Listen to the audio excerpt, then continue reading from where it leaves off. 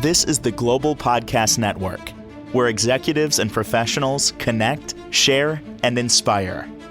Stay tuned for the conversations that drive success.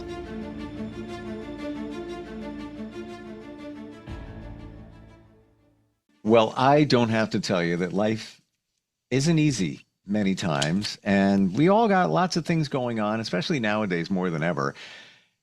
Things come up, will stress you out. You'll try to focus at work, you can't. How do you deal with those things, especially ways to cope with different situations that present themselves? We are going to talk about that today. I believe you'll have a couple of epiphanies along the way, because that's how this guy rolls. This gentleman has helped a lot of people transform their lives and get through the face of adversity along the way through fantastic counseling. And he helps people imagine more. That's the name of his practice. So good to have him back here. I am talking about Eric John Tanner on the program. Welcome. How are you doing today? I'm doing awesome. And yourself? Real good. Real good.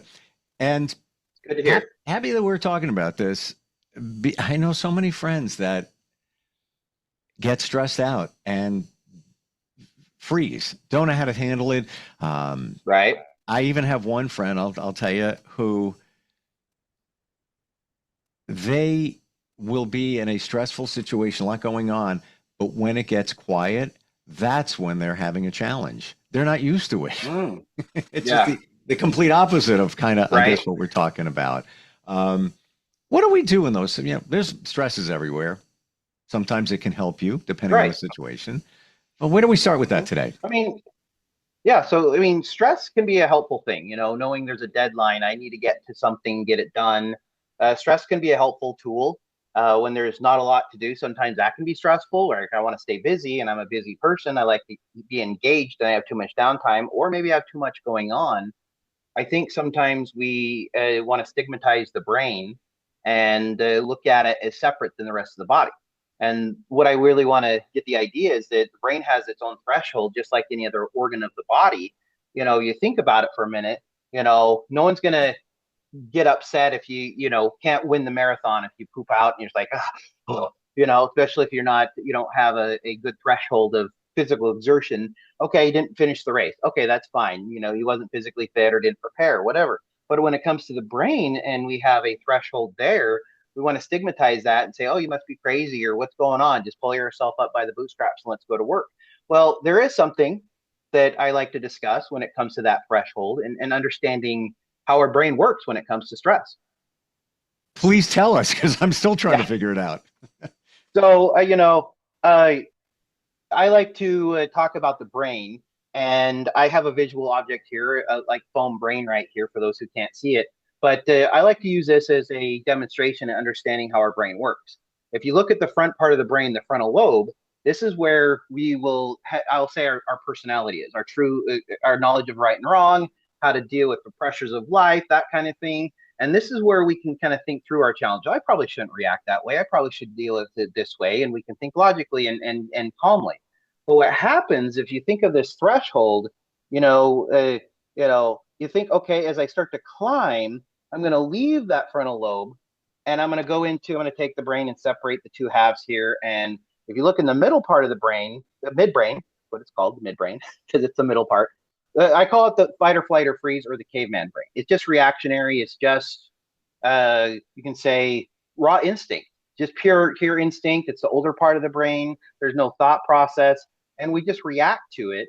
And so as we start to climb that threshold, what happens is we start losing our coping skills. Just like any other body part, any other organ that we deal with, we start losing the capabilities that we have, and all our coping skills get thrown out the window. As the higher we climb, the more we say dumb things, the more we do the wrong thing, and it's just reactionary. And we get too high, we can come crashing down emotionally, and then we fall apart. And so the trick is understanding where we're at when it comes to the brain, and knowing that our body really can't tell the difference between physical safety and emotional safety. And that's what I'll talk about next. Interesting. I've never heard it described that way. And now I'm on to the next, thinking about the physical. What'd you say again? The physical safety and the emotional. Yeah. So, because we have one system, our brain and our central nervous system, it all feels physical. We can't really tell the difference in the moment. And so if I look at our physical safety, that's easy to understand. Most of us are going to understand when it comes to physical safety risk. And we look at that physical safety risk, there's certain characteristics. It's like, yeah, everyone's going to agree. So, here's some characteristics. Physical danger, death. Okay, it's objective. Most people are going to agree. No one's going to argue that that's a physical safety risk. The other thing is that they usually need police or medical attention. And it's easier to pinpoint the pain. Can you imagine, if you're in a fire, it's like, okay, that's physical safety risk, right? You're in a car accident or someone's hitting you, that's a physical safety risk, and it's easier to pinpoint the pain. If you break your leg, you get a cast on it. If you get a scrape on your arm, you get stitches or a bandage, you get a headache, you take some ibuprofen. It's physical, you can find the location and you can solve the problem. The caveat to that is our emotional safety risks. It's lack of respect, it's humiliation, it's subjective, it's very different for every person. And it's harder to pinpoint the pain. Like, where do you put a bandage on a broken heart? If I knew where the pain was in my body, I could locate it and fix it. And so it can be a little challenging to know what to do. So what looking at the difference is that you're going to approach each one a little different. Does that make sense? Absolutely. And I'm wondering, based on what you're saying, does our brain go back to one certain spot, and that is to feel safe? Everything it's doing is you want to feel safe. Correct. And there's two things that we have to co-regulate, is our need for connection and our need for survival. And we send out signals in our body. There's a thing called neuroception. It's our central nervous system sending out cues of danger or safety, and it's detection without awareness. It's a part of the body that reacts without the thinking part of the brain. And so even that's firing, sending out cues and signals and trying to detect that. And sometimes because of trauma and other challenges, we have neuroception mismatch where we don't detect the danger and we do foolish things, or we find a safe environment we think is dangerous, we can't connect. And so in order to feel safe, in order to connect, we have to have that sense of safety. And that's why it's good to understand the difference between emotional safety and physical safety. How do we make that distinction when we're in, a stressful situation? Or should we? And that's the thing, is because our body can't tell the difference, we have to look at the comparison. So we can kind of look at that. Physical safety risk, it's less common to experience. We're not usually being physically attacked. Our body reacts as a physical safety risk. So that makes sense because it's physical. Also, it's imminent and immediate. And generally everyone agrees. If I go back to that burning building scenario, you know what? How silly would I be as a counselor, as a therapist, if I said, "Hey, Steve, I know your office is on fire, your skin's melting off your arm, but let's sit down and talk about it. Why do you want to leave the burning building?" You'd look at me and go, "Are you stupid?" Why would you do that? You would get out. There's no time to talk about it, right? But then you look at the comparison to the flip side that's a little more convoluted, is the emotional safety risk. It's more common to experience, especially if you've had some physical safety risk, you've experienced trauma, you have some challenges. And so, you can relive that trauma. Our body reacts as it's a physical safety risk. And so in that moment, it feels like you're on fire.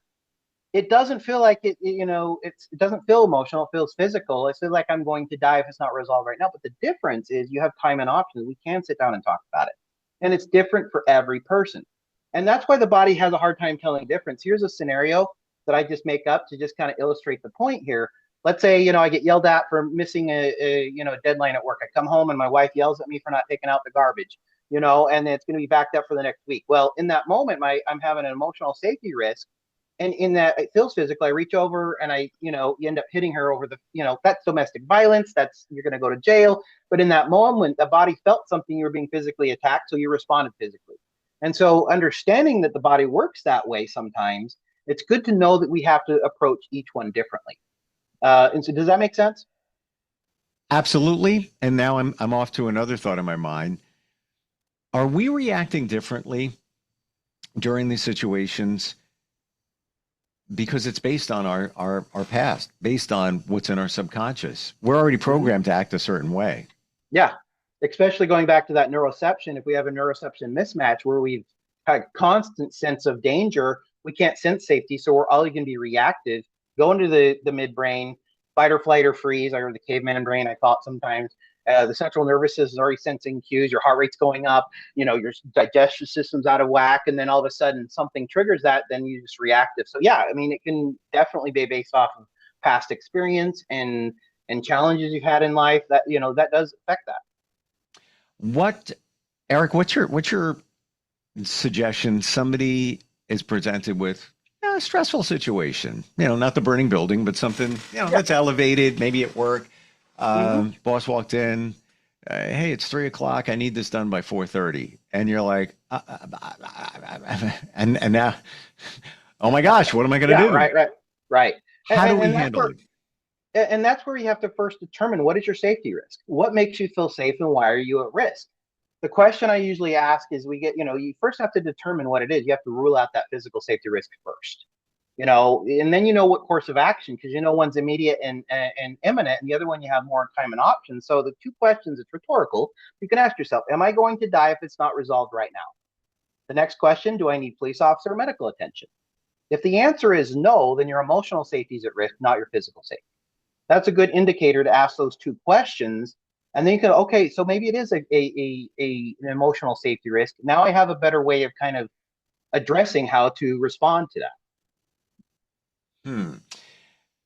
I never write on the negative, but this phrase, and I try to never use it, but I'm just for illustration purposes, what's the worst that could happen? I never say that because you're telling your brain, worse, bad. But really, what is the most negative outcome there could be? Yeah. And then that challenge is asking the question, what will happen versus what might happen? We always go to the will question. What will happen versus what might happen? It's like we always go to what might happen.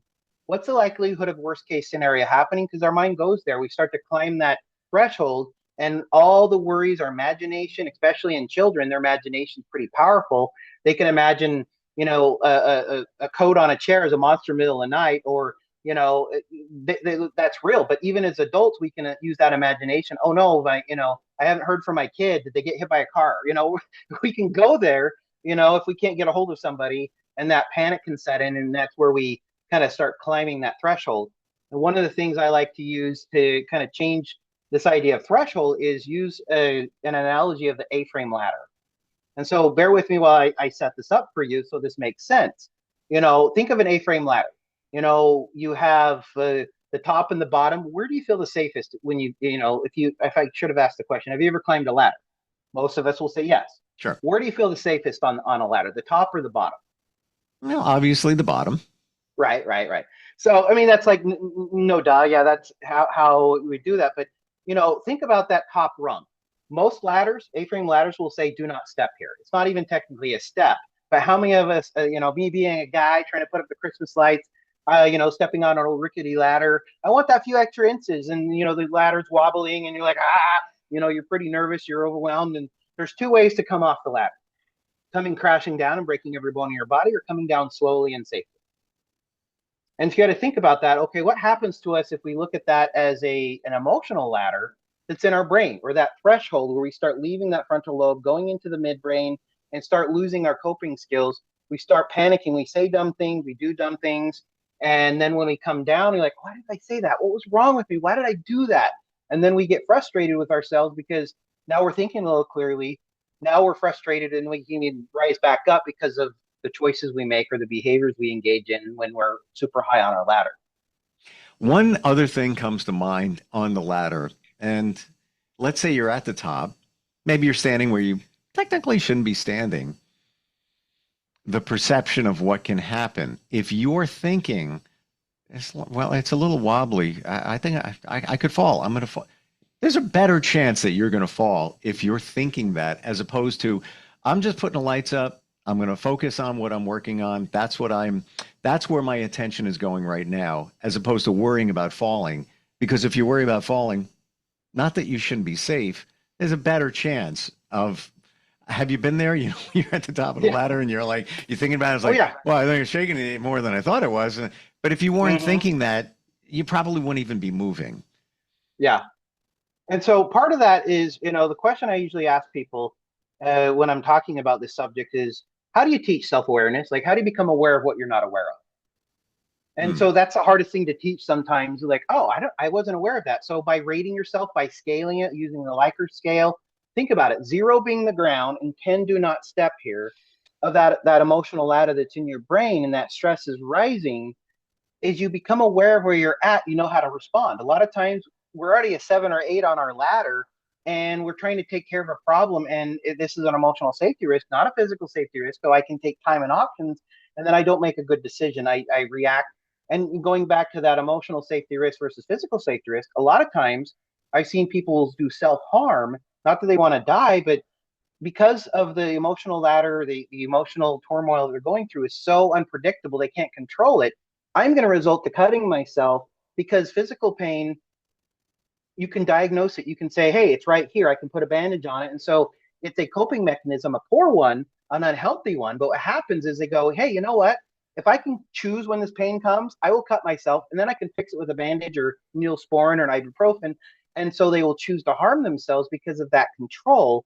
And so that's what I want to talk about next is after you become aware of where you're at on the ladder, what do you do to get down? How do you get down off your ladder? Hmm. Help. Yeah, I don't right, know. right, right. So here's a couple things to think about your ladder Sure. in using this analogy. There's a disconnect between memories and emotions. Memories fade over time, but emotions don't go anywhere. And so because you could be triggered, I'm a 2 or a 3 on my ladder, I'm okay. All of a sudden I'm triggered. I'm like, what's wrong with me? Why am I freaking out today? Today was good.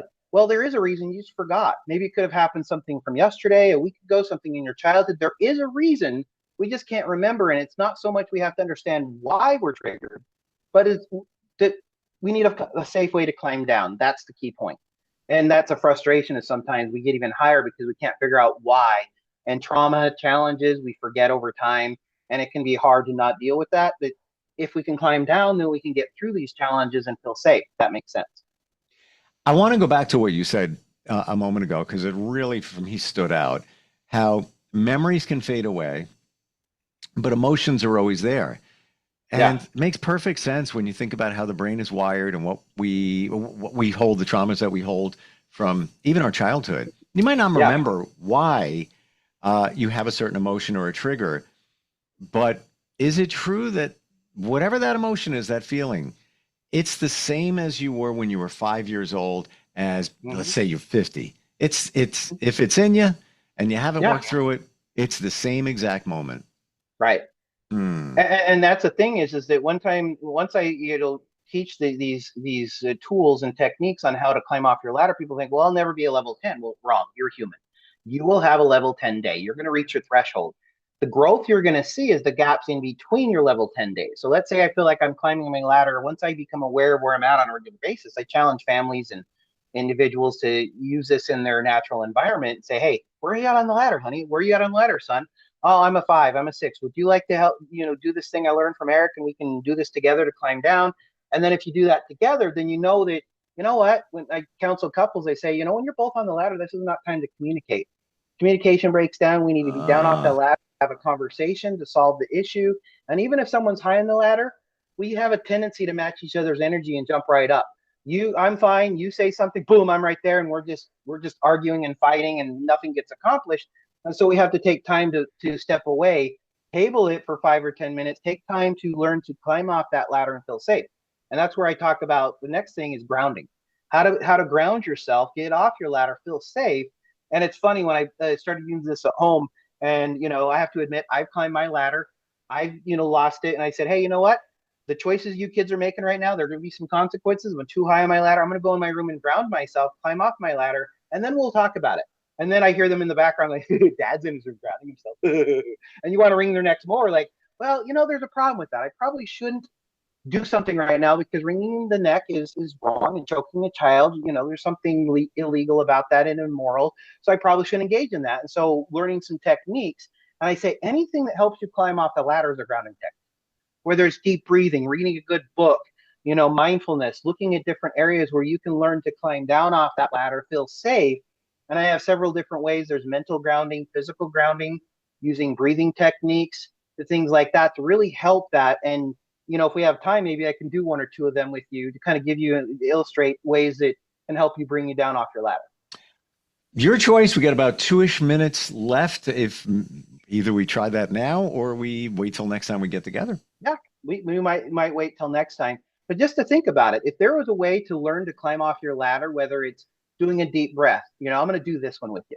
Let's say, you rated yourself as a 4 or 5, you do that before, and then afterwards you rate yourself again and you say, okay, imagine smelling flowers, and then imagine blowing out your birthday candles, being like 6 or 7, and the trail of smoke comes up and that chocolate cake's going to be in your belly soon. You go, smell flowers, and then blow out birthday candles with your mouth. And you don't want to do this too fast or you hyperventilate. You want to do this where you're deeper, slower, and longer. Breathe in, smell the flowers. Imagine what those flowers would smell like. Exhale, blow out the birthday candles. Imagine the feelings and the emotions you felt with smelling flowers and blowing out birthday candles. Sometimes imagery helps, so I think that you can use that while you're breathing and do that for 3 to 5 minutes. If you can lower your heart rate, get that central nervous system calmed down and the brain starts to come down off that ladder, then we can have a sense of calm and sense of ease. The higher you climb, the less effective these techniques are going to work. And so using anything I share when we work one-on-one to your own grounding techniques, a lot of times people say, I'm this high. Well, you're not a 10 right now. That means you already have tools in your life that are useful. And so why not use look at what you have, and you didn't know what to call it before, but hey, you have techniques, you have tools to actually climb down using the new ones I can share with you and your ones you already have in your proverbial toolbox. I love that. And breathing, so important. I've never heard it described before. Smelling flowers and then the birthday candle, birthday cake. I think that's fantastic. It just gives you something to reach for. Yeah, you could talk about breathing, but now it's almost even more real. Use Right. your imagination. Yeah. Super cool. Wow. And there's lots of other grounding techniques. My feet right now are on a grounding mat. Not even kidding. $20 on Amazon. Does it work? Yeah. I think it does, but you know what? Literally grounding them. Go out into some ground in the dirt, get on a beach, put your toes in some hot sand, or just literally dig your heels in the floor right now.